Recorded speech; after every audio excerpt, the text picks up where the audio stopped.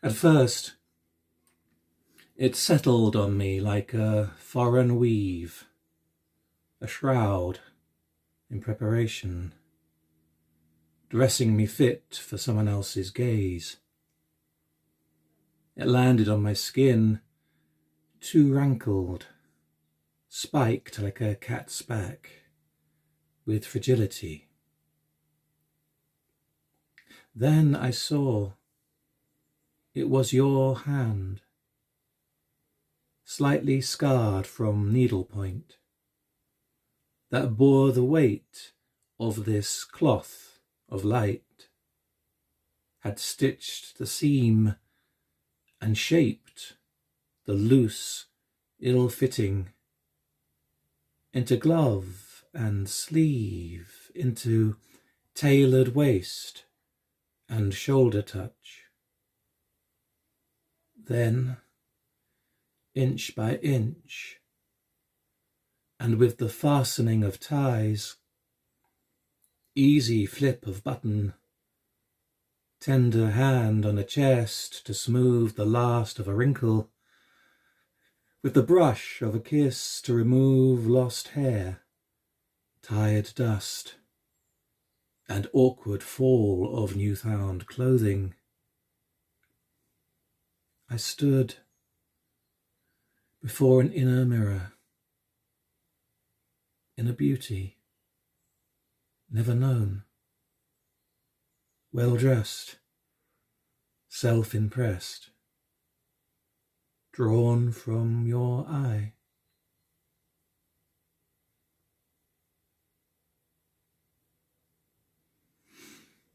Hello. It's Wednesday, 31st of March, 4 o'clock. That was a poem called You've Made Me Beautiful. And this is the first reading I've done for a while, it feels, where I had been doing them every other day. I had a bit of work, hurrah, and now I'm house hunting. So even settling here feels a little butterflyish as my concentration resists going to other things. But I wanted to read some poems. It's been a while, and thank you for joining me, if you've joined me. I can never tell how many of you there are, or even if there's anybody there. So please leave a message, whatever, just to let me know. I called this is number 33. I called it What's Sonnet? Poetry show, because all of these are attempts at sonnets. No, they are sonnets. That strange thing. And I'll do one for you now, another one. This is something called The Old Poem.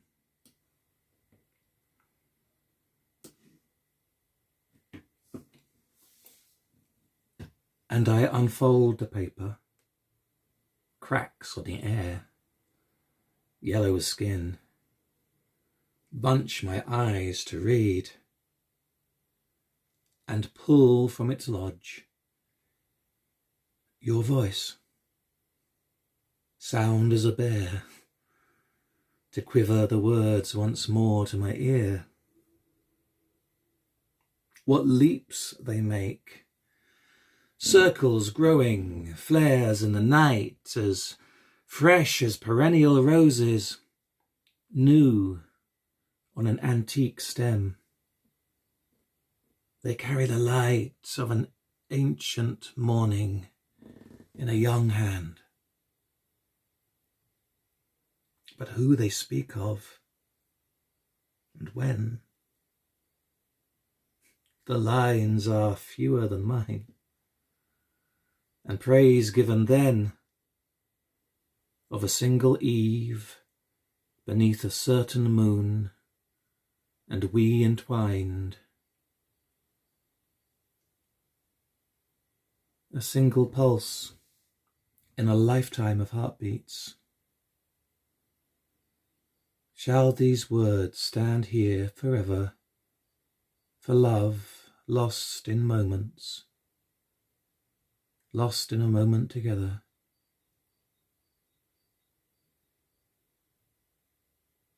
The old poem.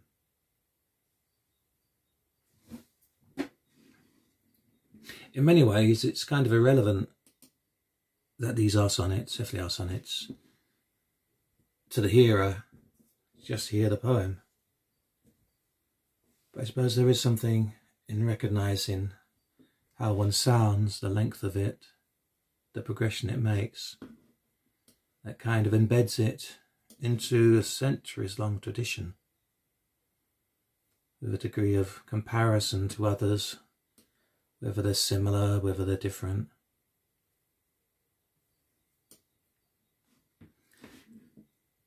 I've got a load of them opened and I'm not sure which ones to choose, but I think that just thought leads me to one from 2013, which is called The Warp-Weighted Loom,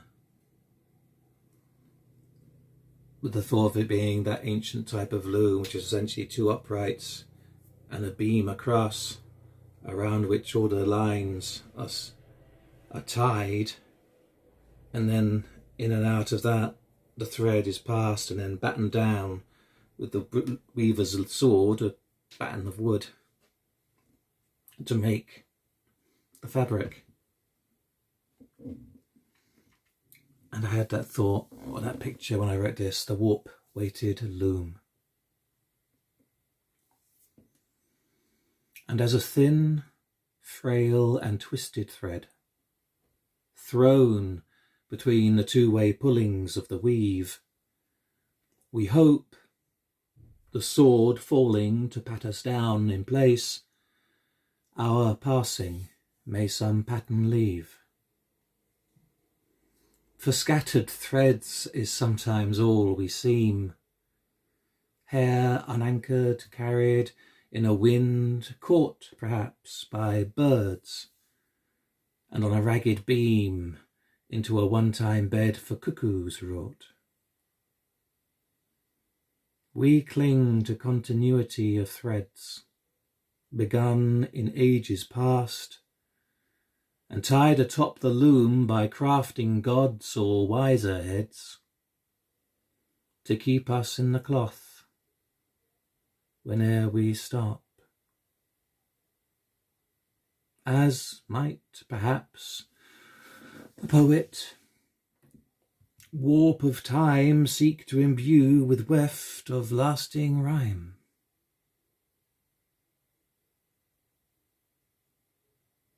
Something about that final couplet on these that wraps it all up in a bow, and there's a feel of a sonnet being somehow condensed, like a drop of water or a drop of tear just is wrapped around by its skin.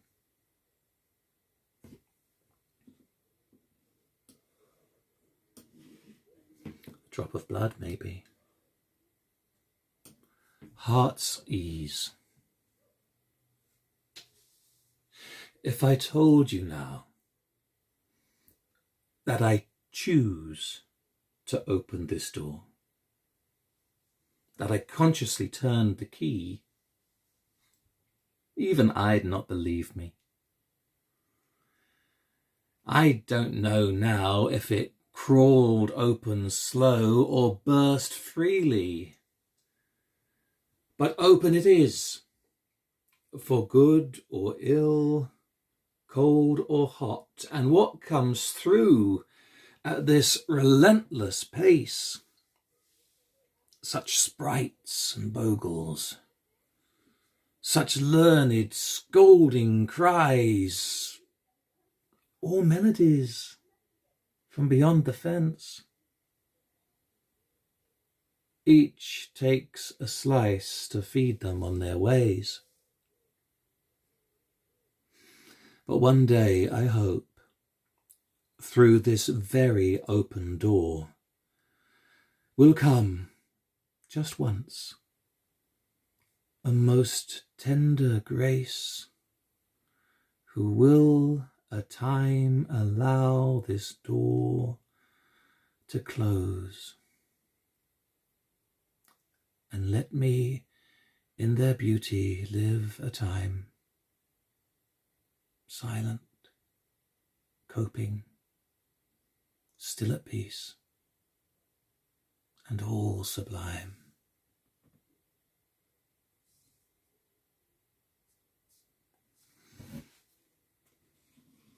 They can catch a lot of feeling, intensity in them. Quite astounding. Sometimes, often, to read them, and often I recognise it also in my own writing, they can be a little bit mannered, a little bit confusing in the way they shape their words, but the hope is, the wish is perhaps that they will catch a feeling.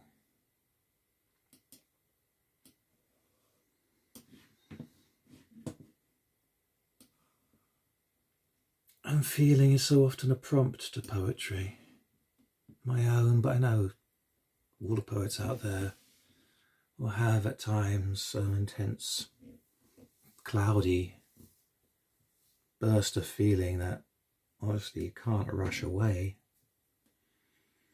But in writing it down, sometimes it can give a kind of solace, of voicing it, dramatising it, giving it a shape that maybe it didn't have before. And this one comments on that process a little, being called, "The poet seeks comfort through trying to write something beautiful. I might be tucking myself in, or finding an idyll exists at the back of me, sun-wrapped, and love flowers shaped out of crystalline air, or the hair on my arm electric for the hand of someone on my skin. I might be placing palm down on an earth of smiles, for images buried with gold, warm water bubbling through, for comfort in fingers of song, and cupping time, turning again with a catch-up. This'll do for now. I might be reaching tentative into the sorry bruise, through puffy flesh and blue, past children in purple alleys, tears on their teeth, mouths held too wide for charitable fosterers, and soft breast balm. I might be quilting an opiate, a temporary saviour, or hoping, amidst lost moments, this one will stand with care.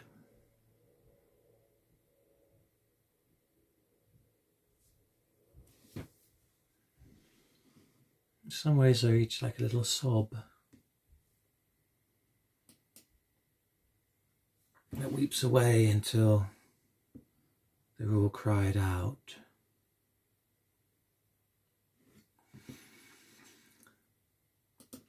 They're nice for catching moments as well. A particular moment of a time. Like this one called Still Night.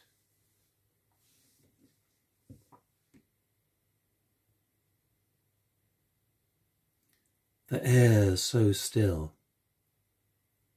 you'd think the world's not breathing. Only an owl's whistle, like the end of a wheeze. I've gotten out of bed to make sure time's still flowing, pushed into downstairs to make a breeze. I saw the moon in a window as I passed. Passing is still happening, I said as our eyes met. Glad, said the moon, I'm only half done. not at all full yet. But otherwise, sounds taken the night off, out on the town perhaps, with all the lights. So even the moon's left to shine from afar, in cold reflection from the heights. I'd say the writing of this poem was my only proof of life. Except the poem's somehow frozen, like this still night.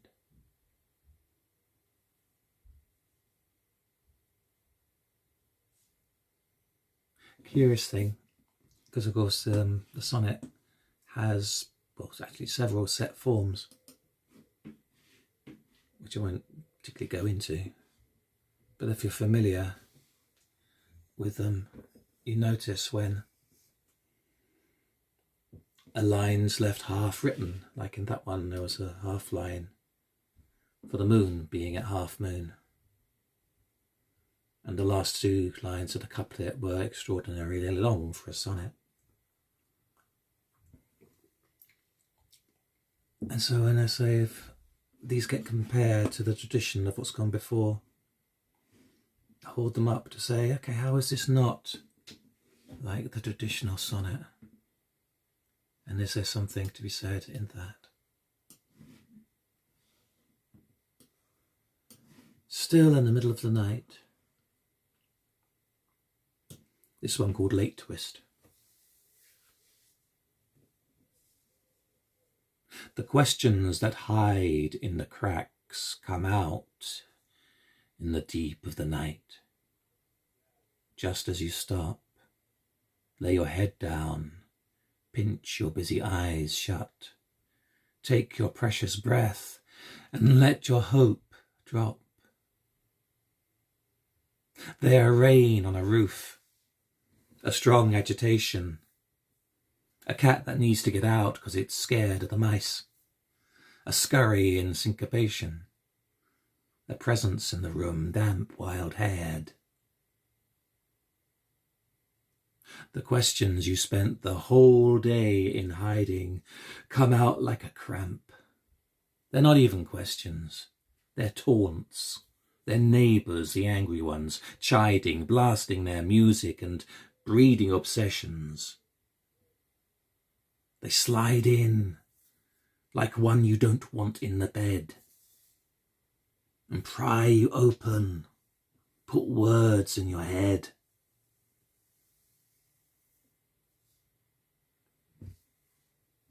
Late Twist.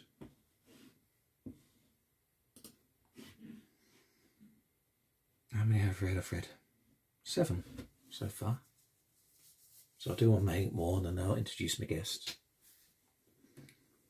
Sonnet usually takes about a minute to read, which is handy if you need to time your set, or you need to allow for the time in between. I did watch somebody boldly say for a 5-minute set they were going to read 5 sonnets, and the host and I both looked and thought, they're not going to manage it. They're going to overrun. But they did. They were very clear in their reading and had pace, so they just squeezed in as the clock counted down. But it could so easily have been, these poems are all a blur. Just spoke to their skill in doing it. So the previous one was Still Night. Before that, no, after that, Late Twist. We come to this one called Dawn, which was written in the very small hours. Again, getting up wakeful from the still night, and then having suddenly this memory as the light grew again of a morning when I was still a teenager, I think, late teens, spending a night with someone I loved for the first time in somebody else's house. I think it wasn't even ours. Sleeping on the floor after a party. Called Dawn. This has been an unexpected morning. All these solid things turning up the light, emerging from their goth gear. Like a girl found love. She had good reason to go dark. This might be the only morning you may ever know. Nothing bothers to make noise. All the furniture's asleep still. It's time to take the first breath of the day, softly. In my imagination, I am not alone. On such a morning, on a floor, you and I, wearing our spill, might have come from a snatched sleep back into a first time. Goth girl, such a gentle white above the black, and I a boy, unexpected.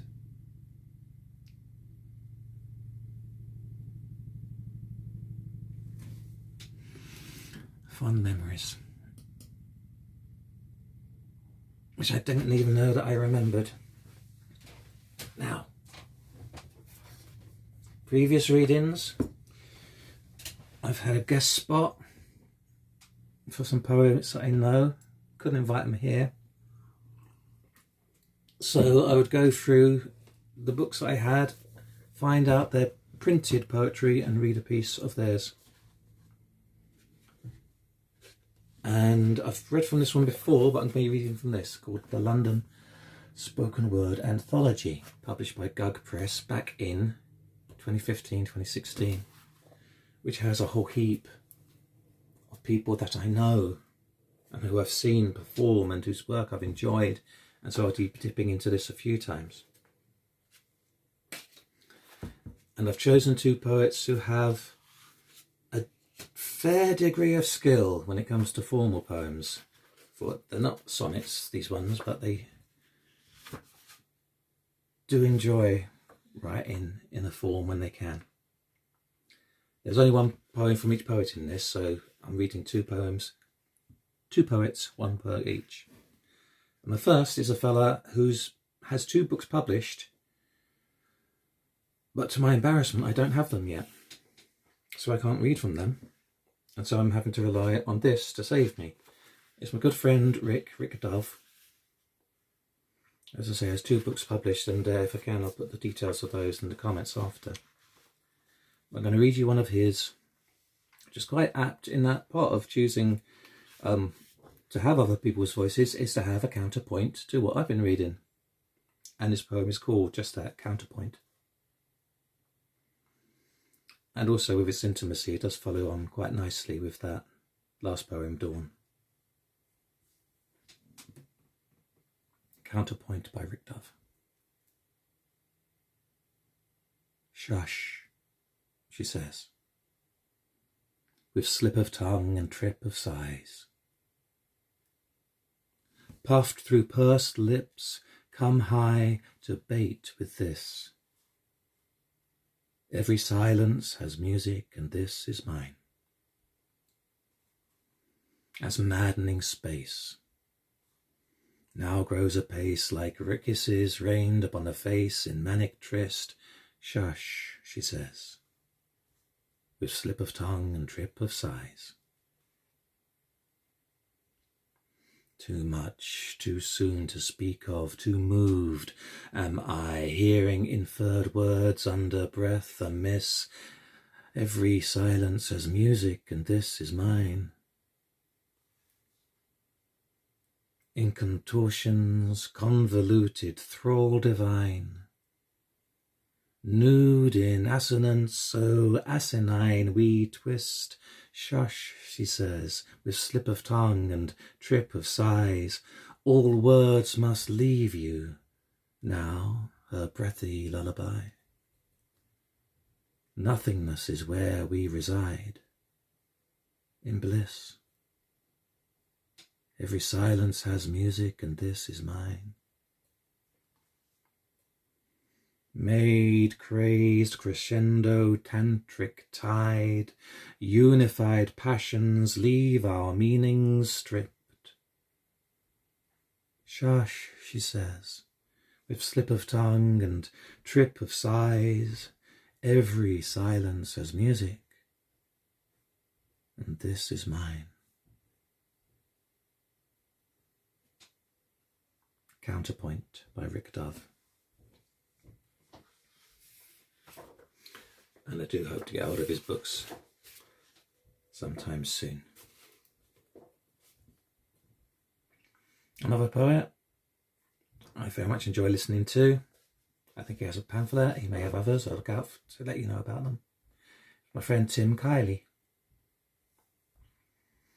This one's a bit noisier. This is called Demo. If I had shouted all of them before and over again, beating my path through Stratford and Newham till my soul was sore, and all the vacant lots loomed into view, that day the slogans all became themselves.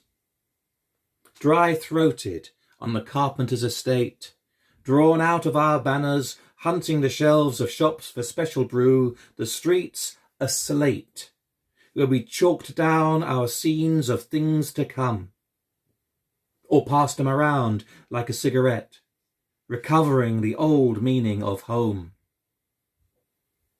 And even if we had not got there yet, and had a balloon flown for each victim of all last year's evictions, we were there, being what we wanted to happen, believing that those troubled stones could bear a flowering, enacting an absurd and brilliant bursting out from grey to green, with those black balloons staggering skyward, ungainly, gaining altitude, and seen. Demo by Tim Kiely from the London Spoken Word Anthology, 100 Writers, published by God Press. I will read some more from that another of the days. So let's offer you this one. This is the one that actually spurred the idea of reading some sonnets. And it's a funny thing. I intended to read it on the 1st of April because it's called April Fool. And then I only realised, once I'd done all this, that it was the 31st of March. Still, it's fine. Take it as a warning that tomorrow is the 1st of April. Though sadly, the joke of a government will still be there. April Fool. Is it the memory of having hoped that scrapes across the heart, across the bone? The lost anticipation as we coped with might have been, becoming what is known, or even so secure. If, in that cloud, we truly knew the possibility of love's most final bliss, or else allowed our naked need to clothe reality, returning now to this bare world of stone, the truth of what was seen, denied, or worse, to fear our eyes were shut to what was shown in light of day, our terror to disperse. desires, fancies, dreams of lonely men, so left to feel ridiculous again.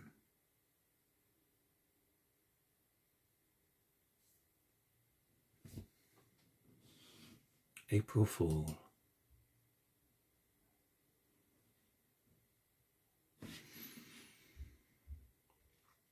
That, of course, is very much about how hope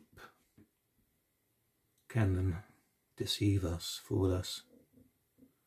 How in our hope we might see things that aren't there.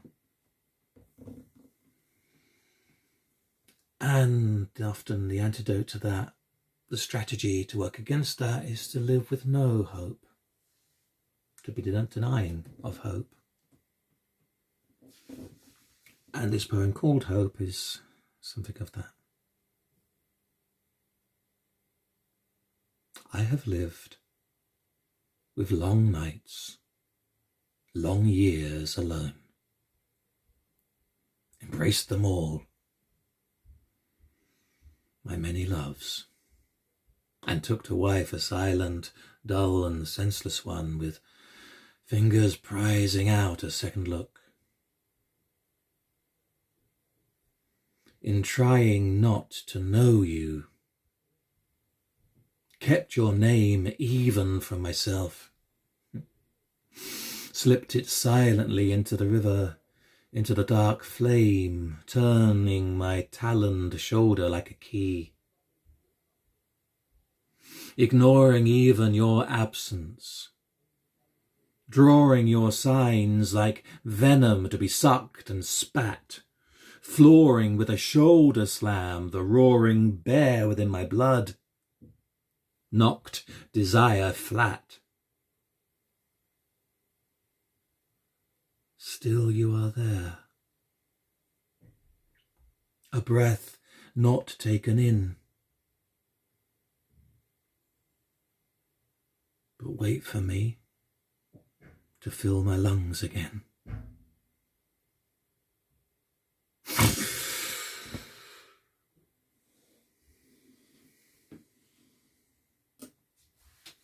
Hope just won't give up.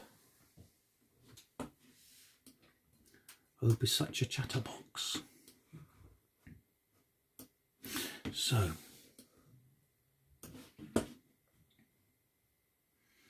there's a couple of mine that are sequences of sonnets in a way. In the book Sabrina Bridge, there's one called Quartet, I think. It's actually 5 sonnets, but I called it Quartet just to be awkward. I won't read that one now, but I do want to read these 3 in a sequence. It's a curious thing. I don't set out, honestly, I don't set out to write a sonnet.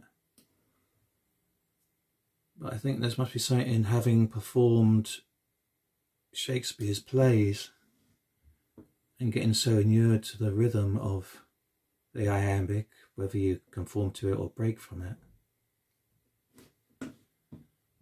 that I find I've started something, pursuing the feeling, and then after 4, 5, 6 lines maybe realise, oh, you want to be a sonnet.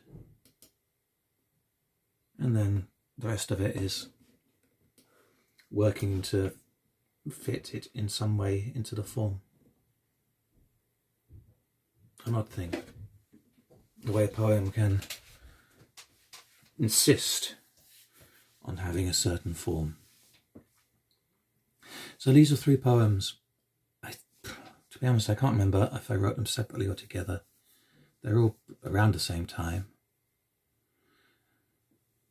But I was feeling shame. This is 4 or 5 years ago. And I think we all live with shame. And I don't think we necessarily earn it, but we do have it instilled into us. So we preempt it even when we've nothing to be ashamed of. So that was trying to explore what it was. Why do we do that? What is it about that? 3 poems about shame. My defender, my angel, treats the bruises of my fall, stretching purple skin to pure. They whisper psalms about the brilliance of love, throwing back scowls at the unsure, black-inked corner dweller. Which one of these feeds me daily poison, I cannot say. Before, I had always walked into shadows confident, seeking cure, dark giving way to dawn. Now I shake. Now I walk on shattered thigh, somehow borne up by pride, perhaps. This corroding wire in my vein still there in the new morning, antithesis of bliss, carrier of blame, comes from one with knowledge of my soul, still festering on my name. See, there is a bright arrogance in angels, since they cast no shadow, touch no ground. I'd almost forgive them. I, the never noticed, I, the turned away from the underside, I, the eater of shame. I'd take a shit now if I were you. Wipe yourself more clean. I'd touch you there with a soft kneading hand. I'd want you not to look, leave it unseen, which of us is crying. I'd kiss you there too, saying it is all for you. My need eating like a wire in a vein shows itself angelic, singing psalms to feed a self-deception. Well, not to me. Leave that to the others cannot conceive.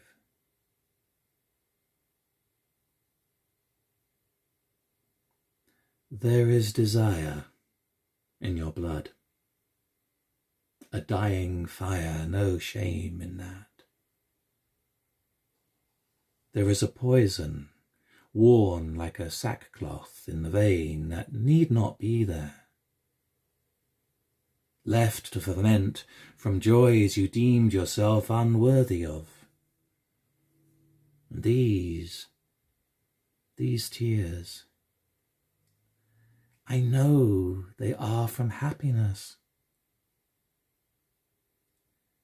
You are allowed such bliss.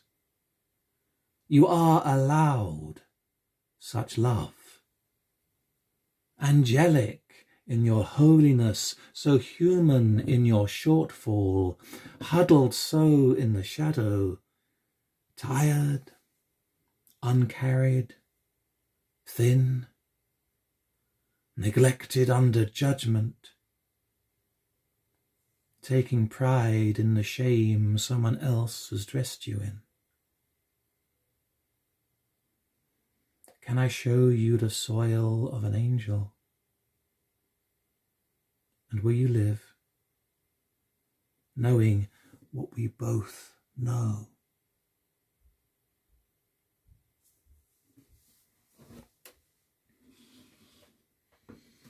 Three poems about shame. Like I say, I have no idea who's out there to say hello to. Let's see, can I see your message? I can see David. Hello. Lovely to see you. Thank you. Hope you're well. Hope things are okay. David's out in Texas. Let's see how many more. How many have I done? I can't tell. 1, 2, 3. A few more for you, should you want. Let's see. Any what jumps to mind? Oh gosh, there's enough here for a second session. Although I might have kind of chosen the ones that are my favourites. So if I were to choose another session of these, they might not be as gladsome for me to read. Okay. Well, I've got 4 that are open on my laptop, so let's see, maybe 3 or 4 will do. Something called What Else There Is. We need to quantify the noise, they shouted. How much is there? No, we need to value the noise. There's profit to be had. We need to organise the noise, put it to some use. We need to explore the noise, said raised voices. See where it leads. We must explain the noise. We insist. We must build upon the noise of others. We must make more noise to be heard above the noise, supreme noise. We must guard the noise of old. We must drown out the noise of those who should not make noise. Noise. Everybody knows noise, loves noise, wants noise. Oh, great noise. Oi, you over there. Come, make some noise. Oi, come. Oi.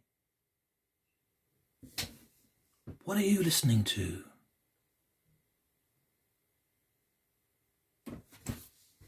A noisy poem. Yes. 2 more.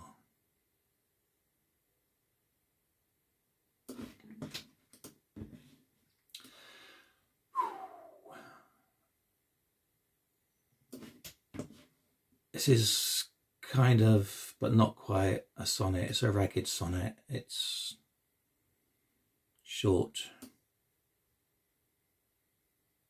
Could even argue that it's not, but I'm going to put it in anyway. It's a poem called Warning, and I wrote it last year just as they were letting us go for Christmas, to see people, to meet up, to do things.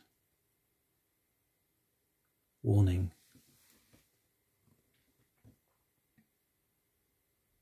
It's a cold catch in the throat. Can't get enough air. Wind blowing. And I'm scared for you, my children.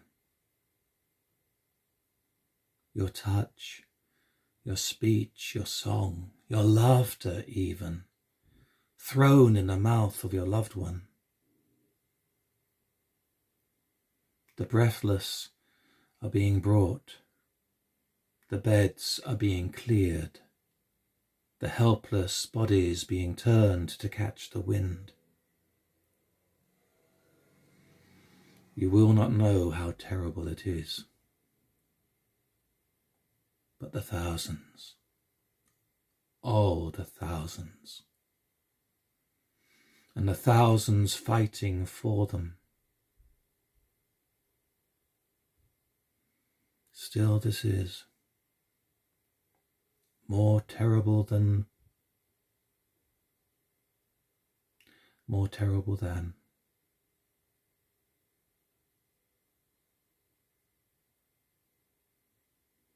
Pray we're in a better situation now, as again they let us free.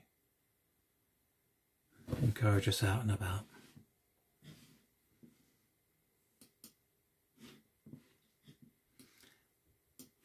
But I don't want you to leave with that thought. I want you to leave something a bit more hopeful.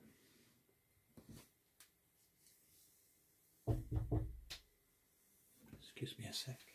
I don't want to mess up your thing. No, I'll be there back in. No, because I sent you 2 emails. Okay. Okay. That's the call to carry on going house hunting. So, this last. To leave you with. The Witch's Promise. She told me, go beyond and live more life. Take steps with your unbroken body where the ground is firm, allows a longer stride, and see what lies beyond cold sorrow's lair. Live more days. Take 100 other breaths than sighs of care. and feed the fires of health. Thick despair is heavy, so let it rest, and recognize the strength accrues to self. Life grows, continues. Sorrow stays the same. A density it shrinks. But life finds new courage in the air, finds more love to name. It will take you there, show more than you knew. Live more life, go beyond. When you return, bolder, stronger, you will cope with the burn.